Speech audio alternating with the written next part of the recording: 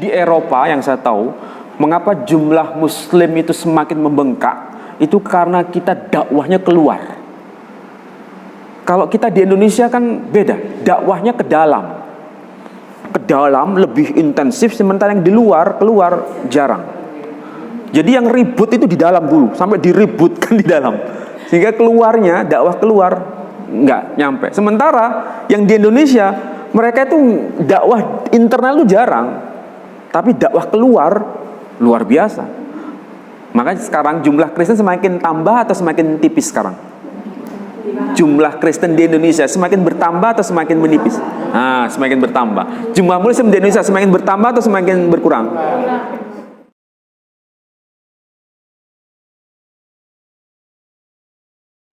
Makanya nanti masuk pada soal fikih dan macam-macam.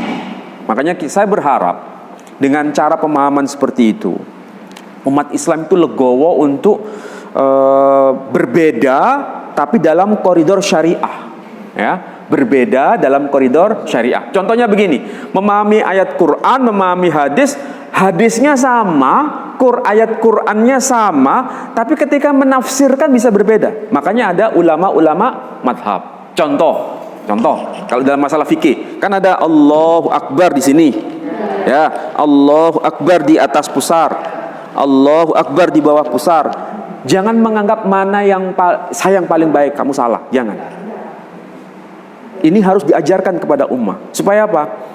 Perbedaan-perbedaan itu semua ada dasarnya masing-masing. Yang penting jangan begini, Allahu Akbar. Kan tidak ada dasarnya, toh? Enggak. Ya kan tidak ada, toh?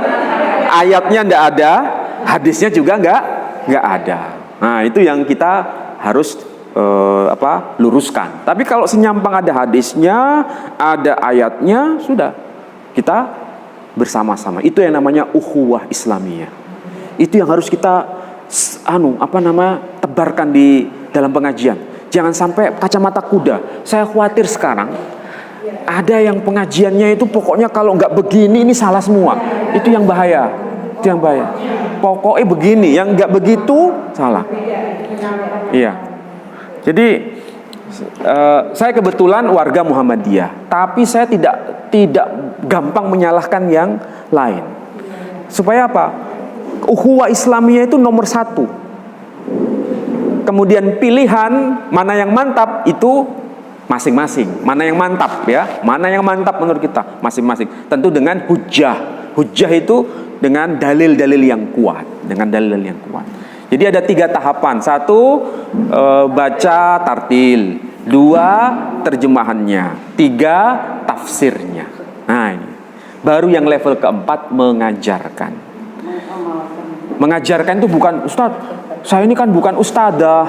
Saya ini juga bukan pembimbing jamaah ya kayak begini, saya hanya orang biasa. Bukan berarti tidak bisa mengajarkan, bisa mengajarkan kepada anak-anak kita, bisa mengajarkan pada pasangan hidup kita, bisa cucu kita, biar siapapun.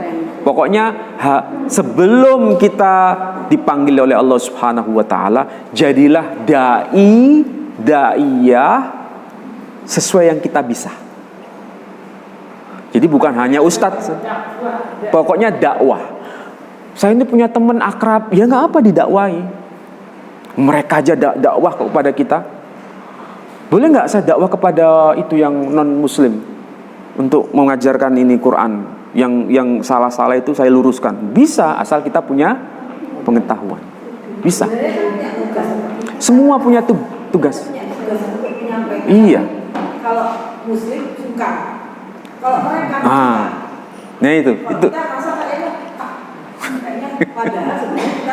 tugasnya, ya. Iya, betul. Di Eropa yang saya tahu, mengapa jumlah Muslim itu semakin membengkak, itu karena kita dakwahnya keluar.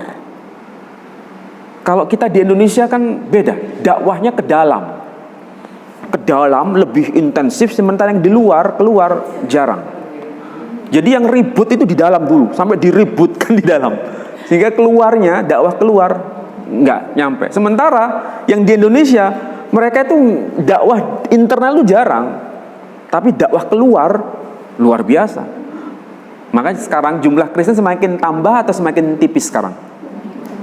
Jumlah Kristen di Indonesia semakin bertambah atau semakin menipis? Nah, semakin bertambah. Jumlah Muslim di Indonesia semakin bertambah atau semakin berkurang? Sebenarnya juga banyak kok mualaf. Iya, benar.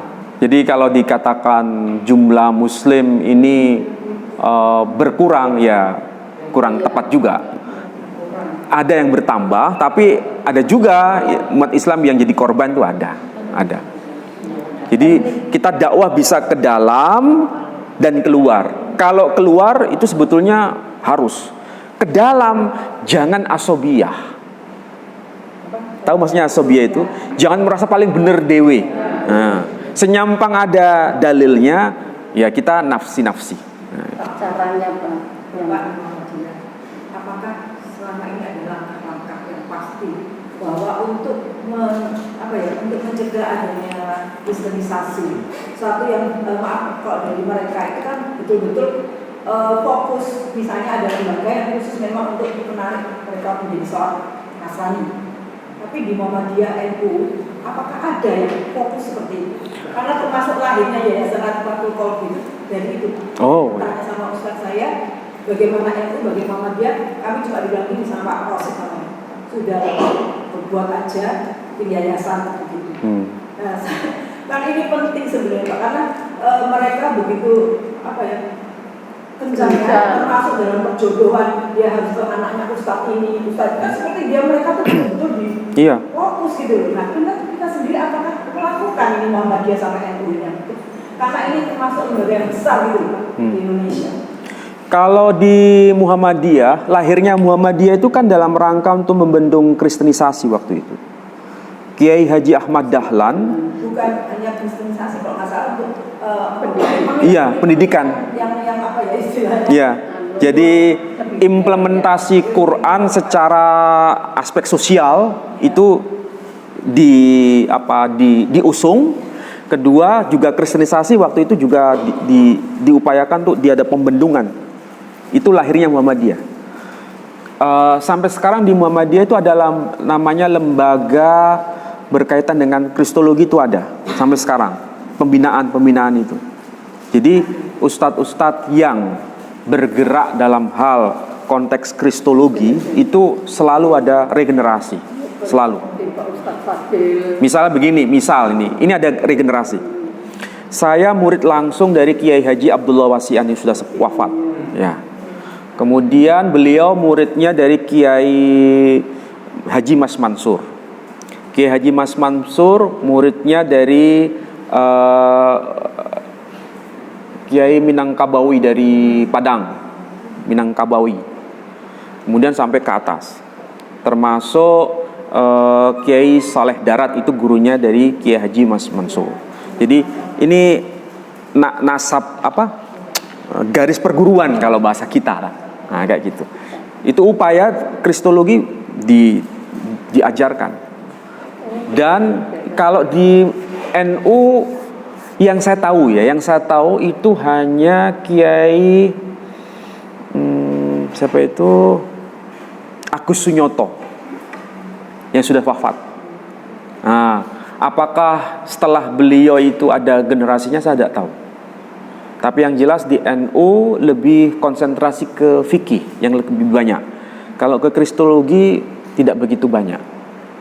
Tapi untung masih ada Muhammadiyah yang bergerak di bidang kristologi. Cuma kalau di Kristen ada yang namanya kajian Islamologi. Nah itu. Kalau di IAIN itu nggak ada nggak ada kristologi, nggak ada. Perbandingan agama. Tapi perbandingan agama itu pun tidak masuk pada level bahasa-bahasa asli, itu nggak ada. Kebanyakan hanya ya terjemahan, sumber-sumber kedua, bukan sumber primer, sumber-sumber kedua. Memang perlu perbaikan sebetulnya. UIN perlu perbaikan. Apalagi sudah masuk kayak begini kan jadi semakin runyam.